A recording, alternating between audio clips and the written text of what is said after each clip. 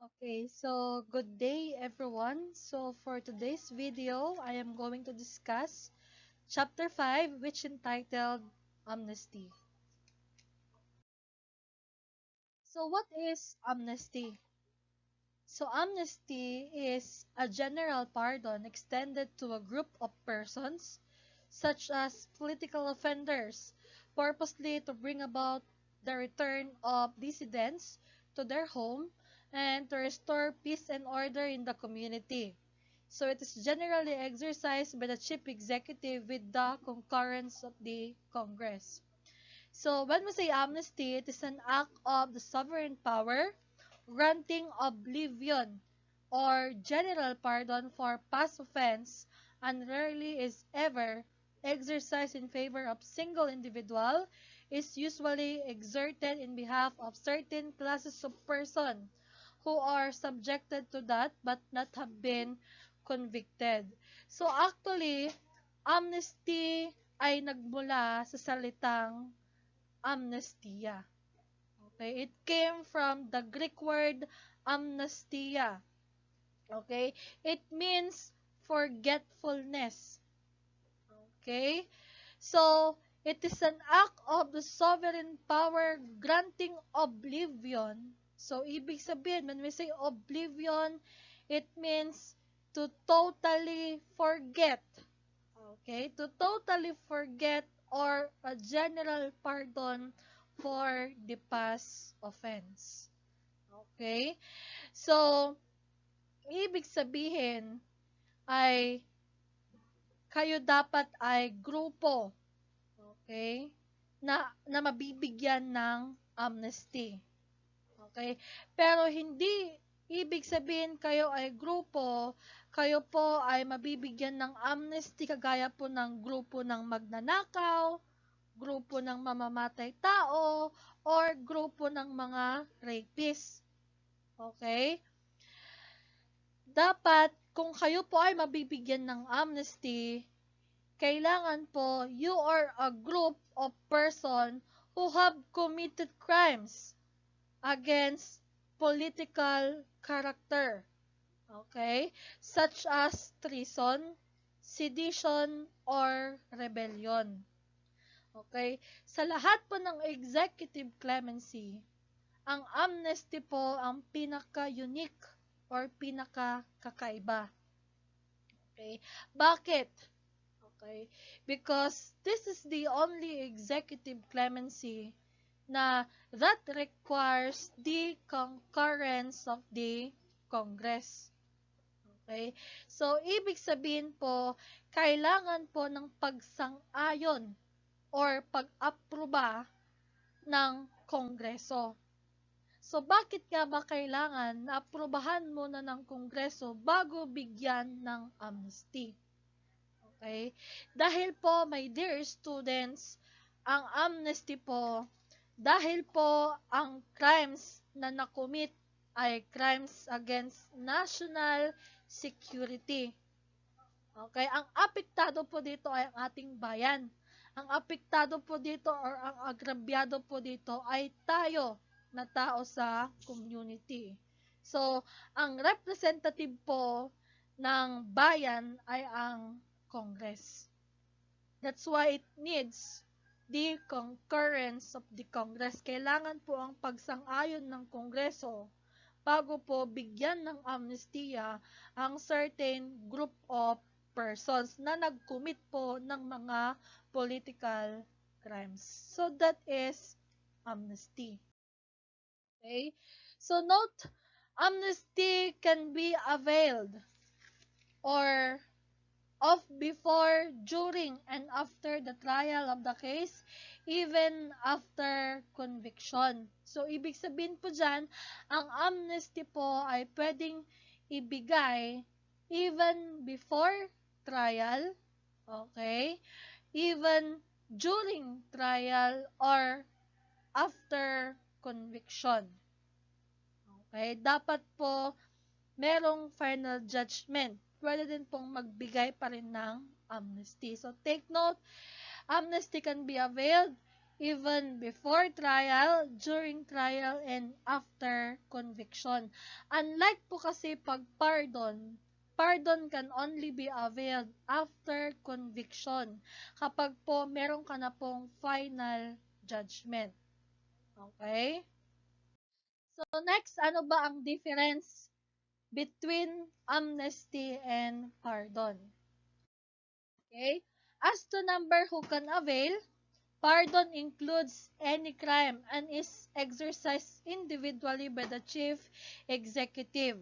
While amnesty is a blanket pardon, ibig sabihin, general pardon, which is granted to a group of prisoners, generally political prisoners. So when we say, according to numbers of person who can avail it, pagka-pardon po, it is given only to individual. Ibig sabihin to one person. Okay, to only one person. But if that is amnesty, it is given to a group of person or group of prisoner. Okay, basta po ang kanilang nakumit na crime ay in political character or political crimes.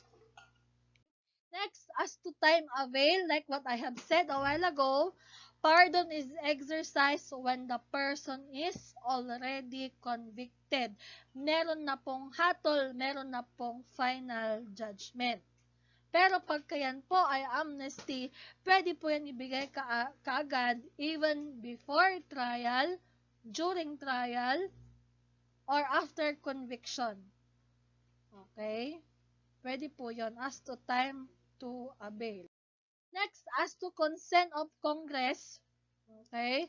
Pag pardon po, pardon is granted by the Chief Executive as such a private act. Ibig sabihin, si President lang po ang magde-decide kung siya po ay magbibigay or mag-grant ng pardon, which must plead and prove by the person pardoned because the court takes no choice thereof. While amnesty is by proclamation with the concurrence of the Congress. Okay? So, kagaya ng sabi ko kanina, kailangan pong aprobahan muna ng Kongreso. Bukod po sa aproba ng presidente natin, dapat po aaprobahan din po muna or sasang-ayunan muna ng ating Congress bago po sila grantan ng amnesty. Okay? As to consent of the Congress. As to effect, okay, ang pardon po is an act of forgiveness, kapatawaran. Okay, pinapatawad ka ng ating presidente, kaya ka binigyan ng pardon, wherein it relieves the offender from the consequences of the offense. Pero pag sinabing amnesty, ang effect po niyan is only an act of forgetfulness. Okay, kakalimutan lamang na meron kang ginawang krimen, but you are not forgiven. Okay, example, it puts into oblivion. Kagaya nga ng sabi ko na, when we say oblivion, that is to totally forget. Okay? Totally forget the offense of which one is charged so that the person, as if he had never committed the offense. Okay? So, take note, as to effect, pardon is forgiveness, amnesty is forgetfulness. And as to crime committed, pardon is granted for infractions of peace of the state, while amnesty for crimes against sovereignty of the state. So, pag pardon po, any offense po ang nakumit, pero pag amnesty po is political offense or political crimes, kagaya po ng sedition, rebellion, okay, yun po. Okay. So, this is the difference of amnesty and pardon. Okay, for amnesty, granted for political offense. Pardon, granted for any offense. Number 2, granted to classes of person or group of person. But for pardon, granted only to an individual, to only one person. Amnesty, it may be granted anytime. But for pardon, it can be granted only after final judgment or final conviction. Okay? Amnesty need not be accepted. Okay? But for pardon, must be accepted. Okay? For amnesty, it requires the concurrence of the Congress. So, ibig sabihin, dapat sasang-ayunan mo ng Kongreso. Pero pag pardon po, okay, it does not need, okay, the concurrence of the Congress.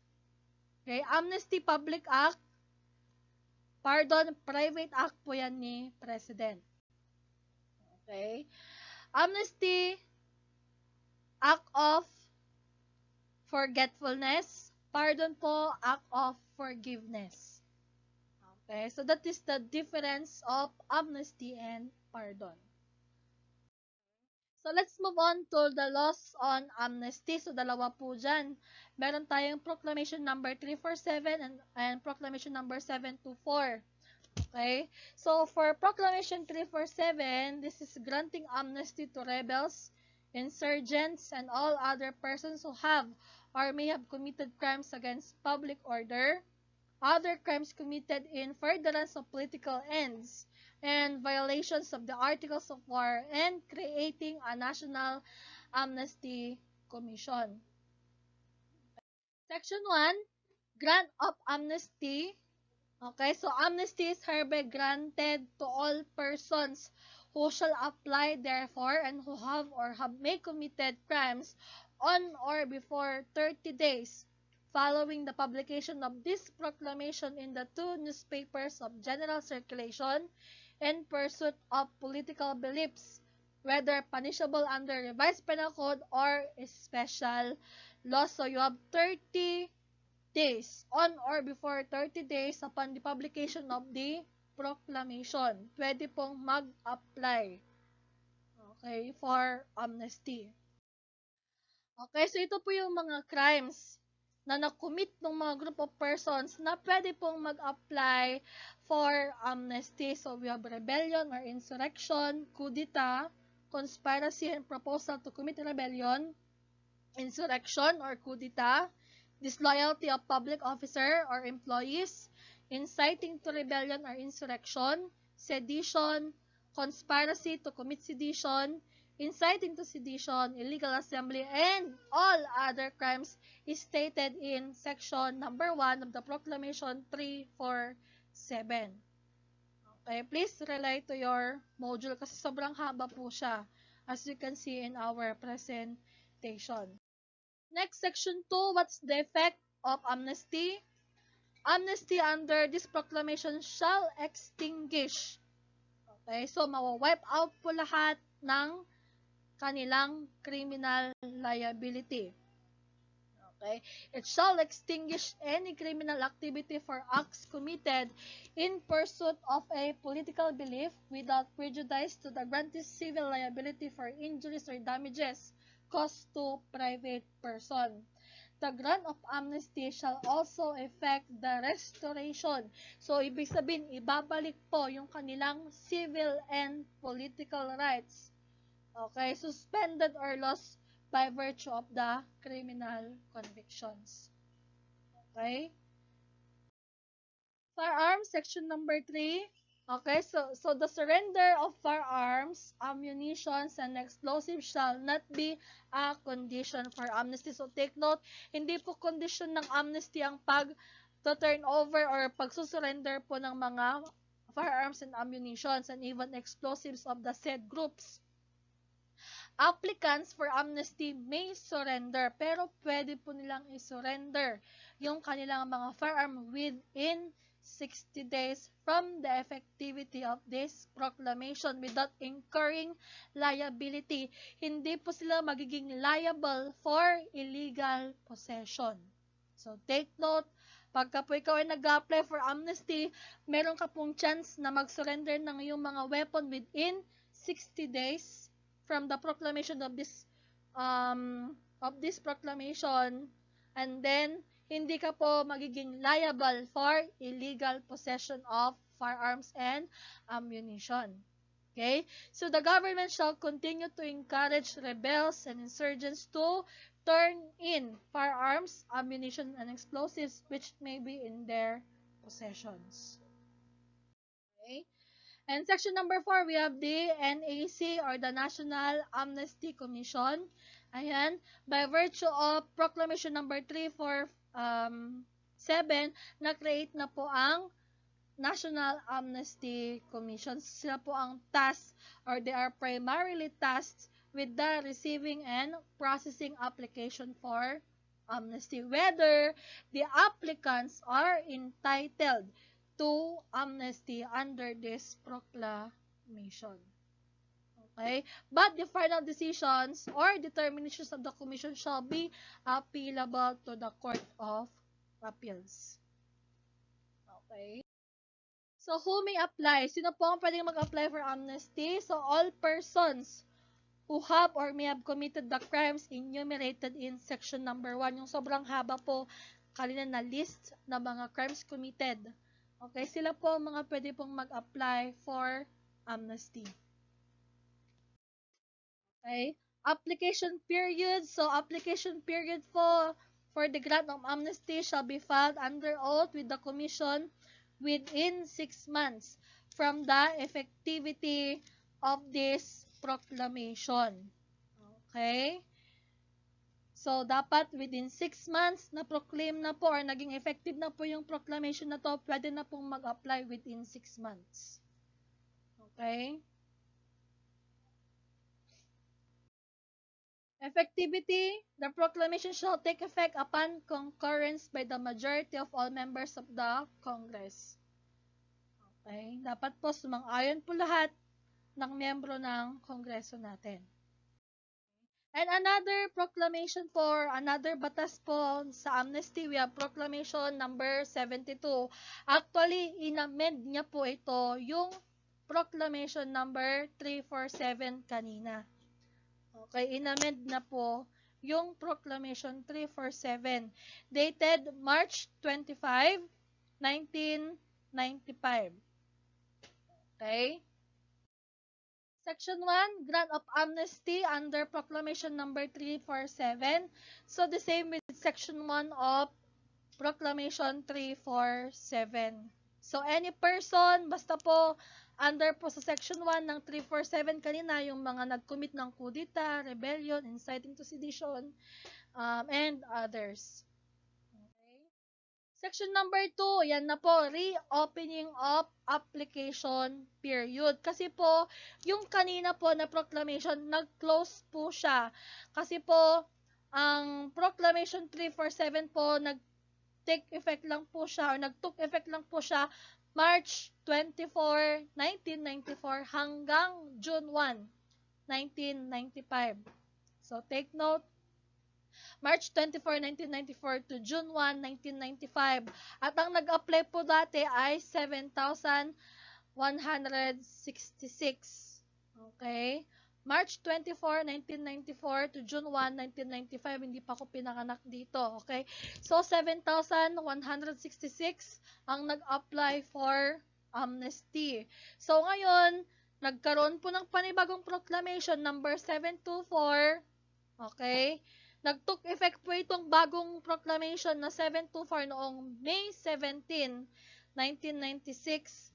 So, mangyayari po dyan, sabi dyan sa reopening of application under section number 2, as amended by this proclamation shall be filed with the National Amnesty Commission within 90 days from the effectivity of this proclamation. Okay? Naging effective po ang proclamation number 724 noong May 17, 1966 or 1996. So, ibig sabihin, pwede po mag-apply May 17, 1996 to August 17, 1996 kasi nga po within 90 days na lamang po. Unlike po yung naunang proclamation within 6 months, mas mahaba po dati. Pero ngayon po, na-shorten po siya. Within 90 days na lang po yan. So, ibig sabihin, 90 days, pwede pong equivalent po yan ng 3 months. Okay? Reopening of the application period. Yun lang po yung ipinagkaiba na ngayon ng proclamation number 347 sa 724. Effectivity, syempre, magiging effective po siya pagka sumang-ayon na po lahat ng members ng Congress. Okay, so that's it. That is our topic for this module number 6, amnesty. So please be updated for more video, and thank you and have a good day.